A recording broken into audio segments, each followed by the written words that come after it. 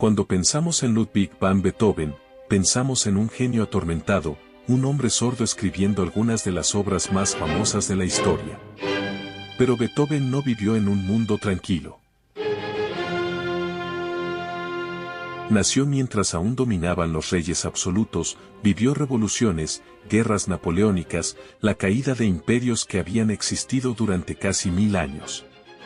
Mientras él componía, la humanidad inventaba nuevas máquinas, cambiaban las ciudades, nacía el mundo moderno y Europa ardía en conflictos. Y en medio de todo eso, Beethoven transformó la música para siempre.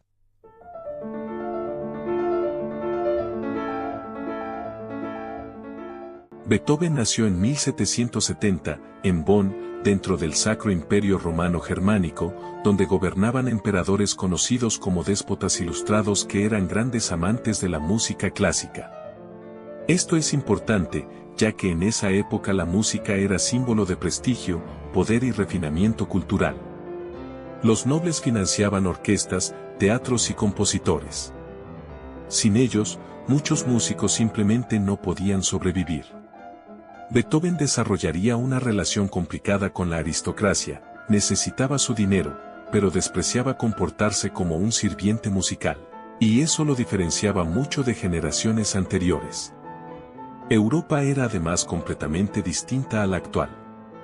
Aún no existía la electricidad.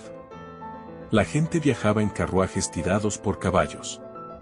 Las calles eran oscuras e insalubres. Las epidemias eran frecuentes. Y la esperanza de vida era mucho menor. La sociedad estaba dividida en clases muy marcadas, nobleza, clero y pueblo llano. Pero justo en la época de Beethoven, todo eso empezaba lentamente a cambiar.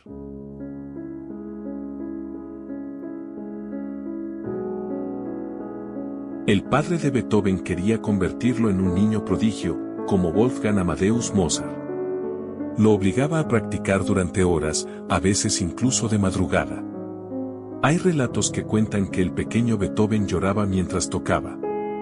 Su familia además tenía problemas económicos y su padre sufría alcoholismo. Todo esto marcó muchísimo su personalidad, seria, intensa, impulsiva y profundamente emocional. Desde joven, Beethoven entendió que la música no era solo entretenimiento elegante para la aristocracia. Para él, la música podía expresar sufrimiento, rabia, esperanza y lucha humana. Y eso cambiaría la historia de la música.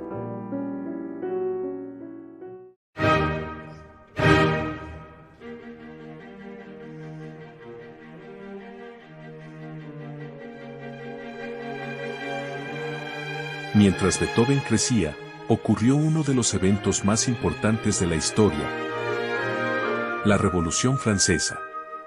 De repente, todo cambió. Las ideas antiguas sobre el poder absoluto de los reyes empezaron a derrumbarse. Y por primera vez, millones de personas hablaban abiertamente de libertad, de igualdad, de derechos. Beethoven quedó fascinado. Y cuando apareció Napoleón Bonaparte, un hombre del pueblo que había llegado a lo más alto, lo vio como el símbolo perfecto de todo aquello. Tanto, que decidió dedicarle su nueva sinfonía. Pero entonces Napoleón se coronó emperador, y Beethoven se sintió traicionado. Cuenta la leyenda que arrancó la dedicatoria de la partitura con tal furia que dejó un agujero en el papel. La obra terminó llamándose Sinfonía número 3 Heroica. Y con ella, Beethoven cambió la música para siempre. ¿Por qué fue tan revolucionaria? Porque rompía todas las reglas. Las sinfonías de la época duraban unos 20 o 25 minutos.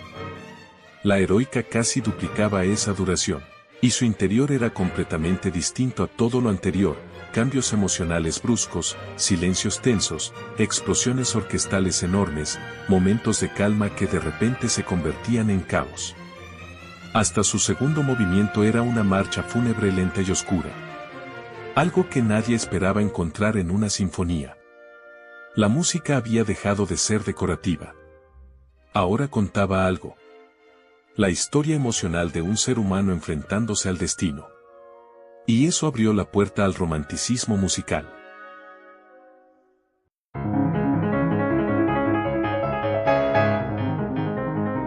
Mientras Beethoven componía, el mundo empezaba a entrar en la revolución industrial. Especialmente en Inglaterra, aparecían enormes fábricas, máquinas de vapor, nuevas industrias textiles y ciudades que crecían a una velocidad nunca vista.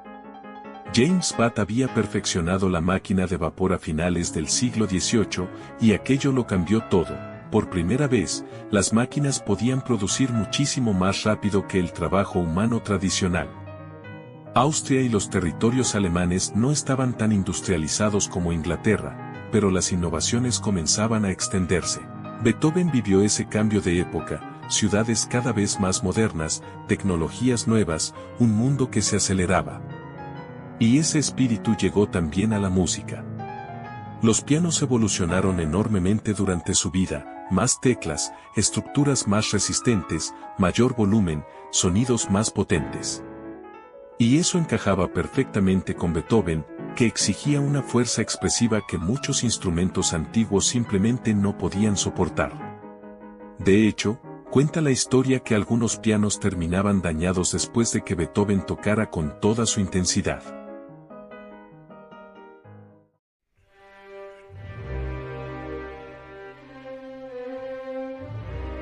Y entonces ocurrió la tragedia.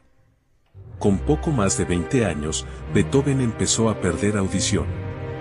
Para un músico, era devastador. Intentó ocultarlo durante años. Evitaba conversaciones. Se aislaba. Y cayó en una depresión profunda. En 1802 escribió un documento estremecedor, conocido como el Testamento de Heiligenstadt. En él confesaba que había pensado en suicidarse. Pero decidió seguir viviendo por una sola razón, la música.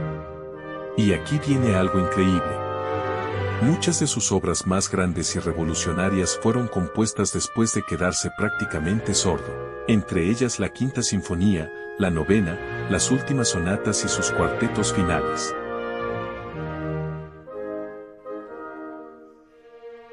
Una de las preguntas más fascinantes de la historia de la música, ¿cómo componía Beethoven sin poder oír? La respuesta es que no necesitaba oír con los oídos. Después de décadas estudiando música, conocía tan profundamente la armonía, los timbres y las estructuras que podía imaginarlos con total claridad en su mente. La música vivía dentro de él. Pero también buscaba formas de compensar la pérdida. Colocaba varillas en el piano para sentir las vibraciones a través de los huesos. Apoyaba la cabeza directamente sobre el instrumento, y para comunicarse con los demás usaba cuadernos de conversación, porque hablar en voz alta se había vuelto demasiado difícil. Y aquí viene algo paradójico, el aislamiento que le provocó la sordera probablemente contribuyó a hacer su música más profunda y experimental. Sin el ruido del mundo exterior, su música se volvió más interior, más personal, más libre. Tanto, que muchos musicólogos creen que sus últimas obras estaban tan adelantadas a su tiempo que el público de entonces apenas podía comprenderlas. No eran raras por descuido, eran raras porque Beethoven ya estaba componiendo para un futuro que aún no había llegado.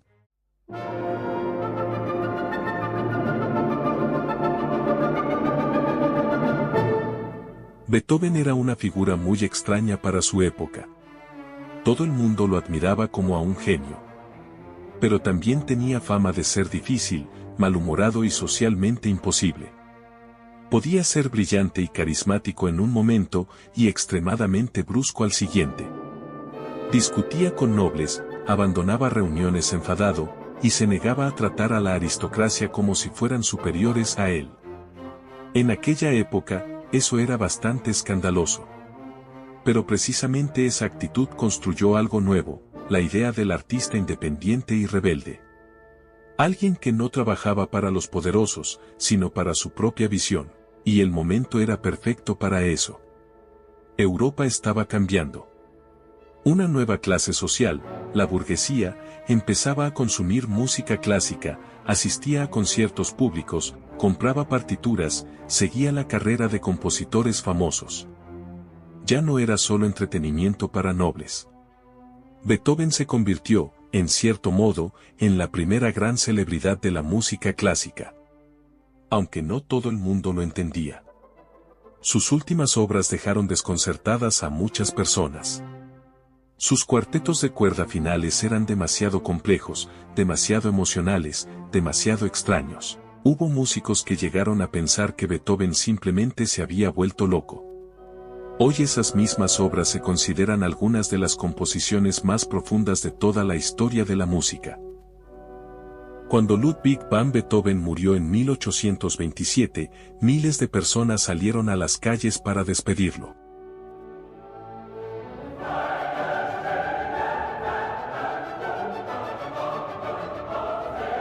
No era simplemente un compositor famoso. Era el símbolo de una nueva idea, el artista como genio independiente. Un hombre imperfecto, rebelde y solitario que fue capaz de transformar el sufrimiento en algo inmortal. Mientras el viejo mundo desaparecía, Beethoven compuso la banda sonora del mundo moderno. Y quizá por eso, más de 200 años después, su música todavía suena profundamente humana.